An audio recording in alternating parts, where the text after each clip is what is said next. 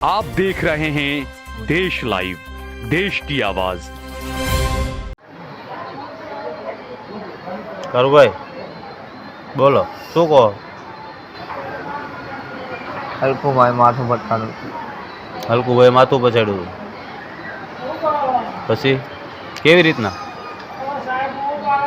થાપડ મારીને ઝાપડ મારી હતી પછી બાલ પીકડા હતા તમારા? બાલ પકડીને બસાડ્યું હતું કે ઘા કર્યો હતો?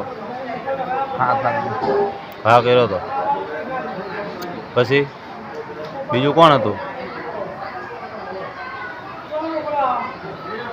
નીકળો નિકુલભાઈ, ત્રીજું રાઈ સીધાભાઈ ઘાયલ સીધા હતા. તમને શું લેવા લઈ ગયા હતા પોલીસ સ્ટેશને? આઈડી ભૂલ માંગી આઈડી પ્રૂફ શું કામ માંગ્યું તમે? તમારો કઈ વાક ગુનો હતો? હે? પૂરી ખાડે કરી તારો કઈ વાક ગુનો હતો તો ક્યાંથી તને લઈ ગયા હતા? एक 28 साल के लड़के को पुलिस ने बेरहमी से पीटा, उसका सर जो है वो दीवार से पटका गया और उसके बाद में उसको ब्रेन हेमरेज हो गया और आखिरकार उस लड़के की मृत्यु हो गई। ये मामला काफी सुर्खियों में रहा सोशल मीडिया पर, लेकिन गोदी मीडिया इससे काफी दूर है। अब तक ये खबर किसी को नहीं। हम लोग भी इंसाफ दिलाने की पूरी कोशिश करते हैं, लेकिन उस वक्त में पुलिस के दलाल, पुलिस के बोगस, जो भारतीय जनता पार्टी की भड़वाई करने वाले जो लोग हैं, वो आके गरीब परिवारों को खरीदने का काम करते हैं, उनको डराने का, धमकाने का काम करते हैं। यानी एंटी सोशल एलिमेंट जो है समाज के और जिनके हित हैं, वो लोग आकर के इस लड़ाई को आगे बढ़ने नहीं देते हैं।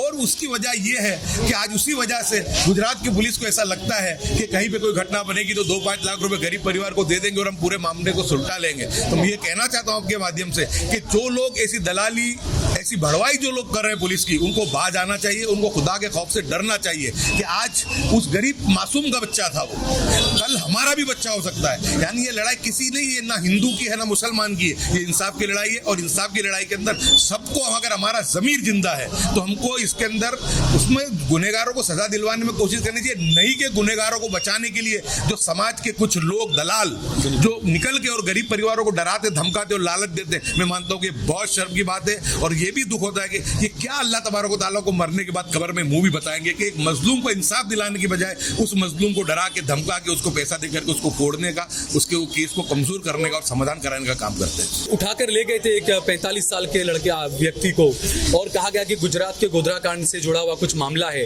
और 2-3 दिन के बाद में उसकी डेड बॉडी मिलती है सेंट्रल जेल से। उस मामले में भी कोई अभी तक किसी का कुछ हुआ नहीं। आपके जरिए मुझे ये जानकारी मिली है, मैं चौक्कस उस परिवार को मिलूंगा। उस परिवार को जो जमालपुर विस्तार में रहते हैं, तो आपने बताया उसके मुताबिक उसको मिलकर जहाँ जहाँ मेरी ज़रूरत पड़ेगी उसको इंसाफ दिलाने की, तो मैं चौक्कस इसके लिए पूरी तफसील से उसकी पूरी मेहनत करके उसको मैं इंसाफ दिलाऊंगा। आप देख रहे हैं देश लाइव, देश की आवाज। इस वक्त मेरे साथ में कांग्रेस के जमालपुर खड़िया के विधायक इमरान खेड़ावाला साहब मौजूद हैं और साथ में पूर्व कांग्रेस के दरियापुर के विधायक गयासुद्दीन शेख साहब मौजूद हैं। बोटाद का एक मामला सामने आया जहां पर एक 28 साल के लड़के को पुलिस ने बेरहमी से पीटा, उसका सर जो है वो दीवार से पटका गया और उसके बाद में उसको ब्रेन हेमरेज हो गया और आखिरकार उस लड़के की मृत्यु हो गई। ये मामला काफी सुर्खियों में रहा सोशल मीडिया पर, लेकिन गोदी मीडिया इससे काफी दूर है। अब तक ये खबर किसी को नहीं है। ग्यासू भाई आज गए सिविल हॉस्पिटल, इमरान भाई भी साथ में गए, कांग्रेस के कार्यकर्ता भी गए और बातचीत की उस परिवार से। उन्होंने क्या क्या बताया, क्या हुआ था उस लड़के के साथ में, पुलिस ने क्या बातचीत करने के बाद पुलिस ने क्या कुछ कहा, वो सब बात करेंगे ग्यासू भाई से। ग्यासू भाई, ये क्या बोटाद का मामला है क्या आखिर? बोटाद में आज से 25 दिन के पहले एक सामान्य घटना हुई थी कि एक लड़का जो बाइक लेके जा रहा था, उसको पुलिस ने पकड़ कर उसको कुछ जो थी धाक धमकी दी। लड़के ने कहा कि आप मुझे अपना आइडेंटिटी कार्ड बताओ, क्योंकि जो पुलिस जो था, कर्मचारी जो था, उसने वो जो सिविल ड्रेस में था, तो इसलिए उसने कहा कि पहले आप मुझे बताओ, मैं आपके हर बात का जवाब देने की तैयार हूं। लेकिन उस पुलिस वाले को इतनी खुमारी थी कि उस पुलिस वाले ने वहीं पर उस लड़के को मारा और उसके बाद उसको पुलिस स्टेशन ले गया और पुलिस स्टेशन पर मारते हुए उसको दीवार से पछाड़ के जब वो बच्चा जमीन पे गिरा तो उसकी छाती में पैर रख के बोलता था कि देखिए मेरी आइडेंटिटी है। ये जो बात है ये हमको लड़के के वालिद ने बताई है और उस लड़के ने जो वीडियो भी है, हमने आपको वीडियो भी दिया है, उस लड़के ने भी अपना जो डाइंग डिक्लेरेशन है उसमें 3 कर्मचारी जिन्होंने उसको मारा है उनका नाम भी उस लड़के ने बताया है। और उन्होंने हाईकोर्ट में भी इसके लिए उन्होंने पिटीशन दाखिल की और हाईकोर्ट ने 6 तारीख की 6 मई की उसमें मुद्दत भी रखी है और हाईकोर्ट ने ये ऑर्डर भी करा है कि आपको जो ये है इसके अंदर जितने भी सीसीटीवी फुटेज हैं वो सब पुलिस को भी संभाल के रखने हैं और 6 तारीख के दिन कोर्ट के सामने भी पेश करने हैं। इसलिए हाईकोर्ट के संज्ञान में भी ये मामला है। आज जब इस बारे में फोन मेरे विधायक दोस्त इमरान खेड़ावाला और हम साथ में ही थे, कार्यक्रम में से आ रहे थे, तो इमरान खेड़ावाला को फोन आया यहाँ से बोटाद से कि ऐसी घटना बनी है और आप और गयासुद्दीन भाई यहाँ पर अगर सिविल हॉस्पिटल आओ वो बेहतर है। तो मैं, हमारे साथी कार्यकर्ता, हमारे कॉर्पोरेटर इम्तियाज शेख और हम लोग सब वहाँ पर गए वहाँ पे और जाके जो हमने वहाँ पे हालत देखा तो उसके वहाँ पे लोग जो थे धरने पे उतरे हुए थे और उनका कहना ये था कि जब तक हमारे बच्चे को जो उन्होंने मारा है उनके खिलाफ FIR नहीं होगी वहाँ तक हमें डेड बॉडी लेने वाले नहीं है।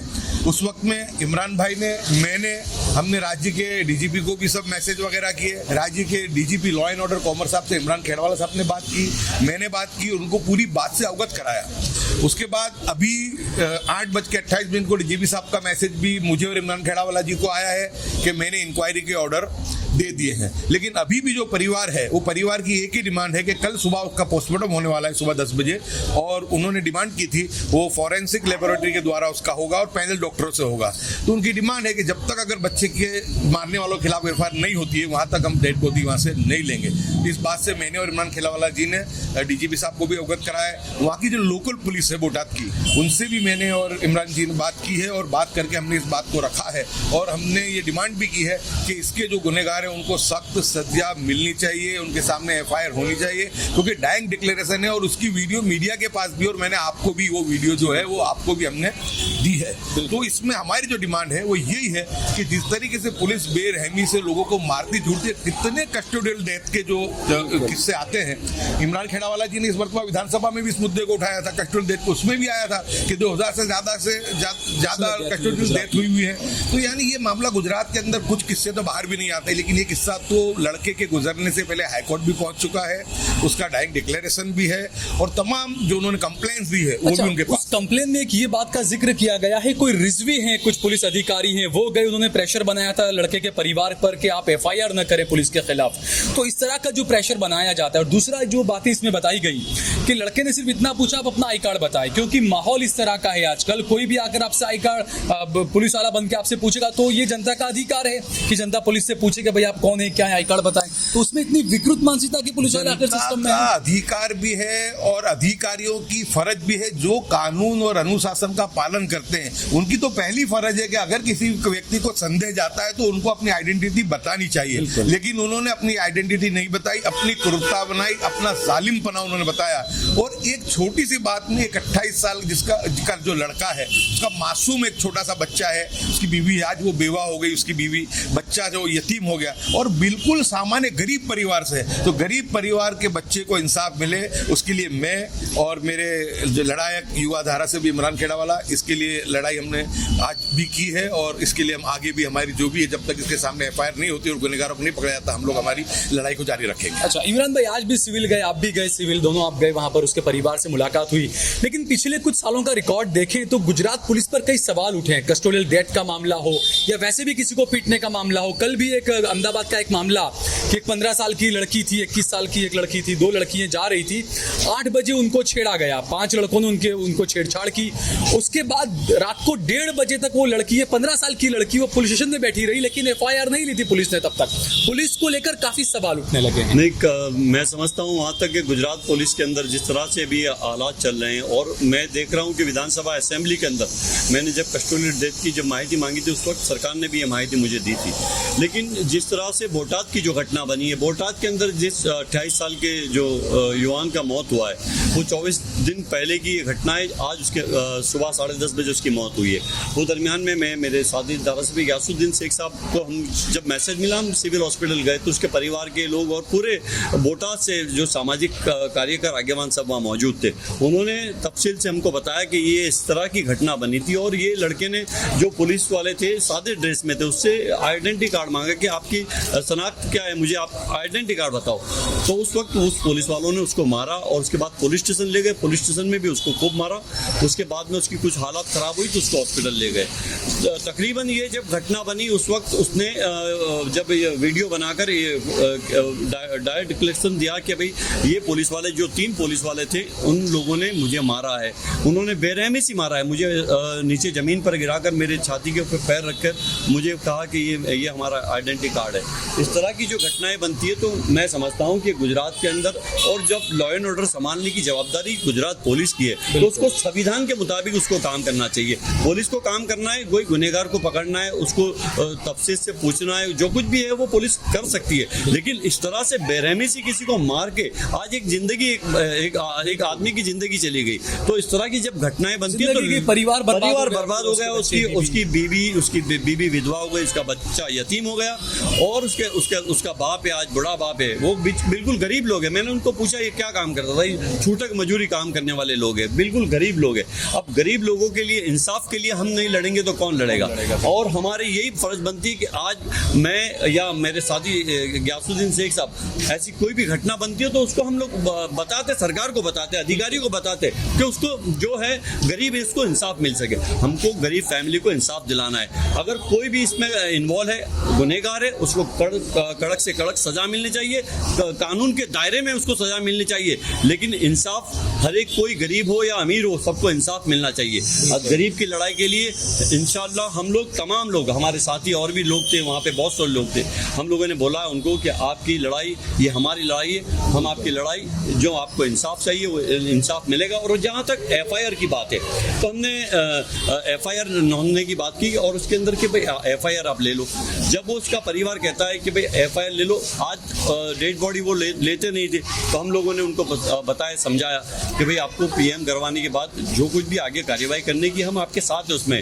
लेकिन जहाँ तक जो भी इसमें इन्वॉल्वमेंट है, जिन लोगों का इन्वॉल्वमेंट है, उससे कड़क में कड़क उसको सजा भी मिलनी चाहिए और सजा नहीं मिलेगी वहाँ तक हम लोग लड़ते रहेंगे। बिल्कुल। अच्छा, दूसरा ये एक अजीब, ये सिस्टम की नाकामी से माना जाए गयासुद्दीन भाई कि कहीं पर किसी के साथ में कुछ गलत होता है तो एक आम व्यक्ति जाकर पुलिस के अंदर FIR भी दर्ज नहीं करवा पाता है। उसको जरूरत पड़ती है इमरान खेड़ावाला साहब की, गयासुद्दीन साहब की, जब तक कुछ प्रेशर नहीं आता। दूसरा SDPI के कुछ लोग, इकराम, अबरार वगैरह तो कुछ है, कुछ लोग कर रही है सारा।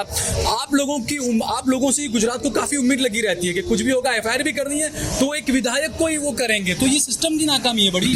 हम तो अल्हम्दुलिल्लाह आप देख रहे थे कि जावेद पीरजादा साहब, इमरान खेड़ावाला जी और मैं हमेशा पूरे गुजरात में हर जगह पे नाइंसाफी के खिलाफ आवाज विधानसभा में भी उठाते थे, सड़क पे भी उठाते थे और उस बात को लेकर के लड़ते भी थे। लेकिन बहुत दुख के साथ ये कहना पड़ता है कि जब इस तरीके की कोई घटना बनती है और हम गुनहगारों के सामने जब FIR करवाते हैं और जब पुलिस, जब खास करके उसमें जब पुलिस का मामला होता है तो उस वक्त में हम लोग इंसाफ दिलाने की पूरी कोशिश करते हैं। लेकिन उस वक्त में पुलिस के दलाल, पुलिस के बोगस, जो भारतीय जनता पार्टी की भड़वाई करने वाले जो लोग हैं, वो आके गरीब परिवारों को खरीदने का काम करते हैं, उनको डराने का, धमकाने का काम करते हैं। यानी एंटी सोशल एलिमेंट जो है समाज के और जिनके हित हैं, वो लोग आकर के इस लड़ाई को आगे बढ़ने नहीं देते हैं। और उसकी वजह ये है कि आज उसी वजह से गुजरात की पुलिस को ऐसा लगता है कि कहीं पे कोई घटना बनेगी तो 2-5 लाख रुपए गरीब परिवार को दे देंगे और हम पूरे मामले को सुलटा लेंगे। तो मैं ये कहना चाहता हूँ आपके माध्यम से कि जो लोग ऐसी दलाली, ऐसी भड़वाई जो लोग कर रहे हैं पुलिस की, उनको बाज आना चाहिए, उनको खुदा के खौफ से डरना चाहिए कि आज उस गरीब मासूम का बच्चा था, वो कल हमारा भी बच्चा हो सकता है। यानी ये लड़ाई किसी नहीं है, ना हिंदू की है ना मुसलमान की है, ये इंसाफ की लड़ाई है। और इंसाफ की लड़ाई के अंदर सबको, अगर हमारा जमीर जिंदा है तो हमको इसके अंदर उसमें गुनहगारों को सजा दिलवाने में कोशिश करनी चाहिए, नहीं कि गुनहगारों को बचाने के लिए जो समाज के कुछ लोग, दलाल, जो निकल के और गरीब परिवारों को डराते, धमकाते और लालच देते। मैं मानता हूँ कि बहुत शर्म की बात है और ये भी दुख होता है कि ये क्या अल्लाह तबारक व तआला को मरने के बाद खबर में मुंह भी बताएंगे कि एक मजलूम को इंसाफ दिलाने की बजाय उस मजलूम को डरा के, धमका के, उसको पैसा देकर के उसको फोड़ने का, उसके केस को कमजोर करने का और समाधान कराने का काम करते हैं। अच्छा इमरान भाई, दूसरा भी जो ये जमालपुर का भी एक मामला सामने आया, आप उसके परिवार से जाएंगे, मुलाकात करेंगे या जो भी, कि उठाकर ले गए थे एक 45 साल के लड़के व्यक्ति को और कहा गया कि गुजरात के गोधरा कांड से जुड़ा हुआ कुछ मामला है और 2-3 दिन के बाद में उसकी डेड बॉडी मिलती है सेंट्रल जेल से। उस मामले में भी कोई अभी तक किसी का कुछ नहीं, आपके जरिए मुझे ये जानकारी मिली है, मैं चौक्कस उस परिवार को मिलूंगा। उस परिवार को जो जमालपुर विस्तार में रहते हैं, तो आपने बताया उसके मुताबिक उसको मिल के जहाँ जहाँ मेरी ज़रूरत पड़ेगी उसको इंसाफ दिलाने की, तो मैं चौक्कस इसके लिए पूरी तफसील से उसकी पूरी मेहनत करके उसको मैं इंसाफ दिलाऊंगा। क्योंकि जब आपने बताया कि उसकी डेड बॉडी उसको उनको फैमिली को दी गई है और वो 4-5 दिन से समझो गायब था, जब सेंट्रल जेल के अंदर जब उसके परिवार वाले जाते हैं तो उसको पता चलता है। तो ये जानकारी जहाँ तक मुझे पूरी मालूमात नहीं है, मुझे जानकारी मिलते ही मैं उनको पूरा इंसाफ दिलाने की कोशिश करूंगा। ठीक है, बहुत बहुत शुक्रिया दोनों का हमसे बातचीत करने के लिए।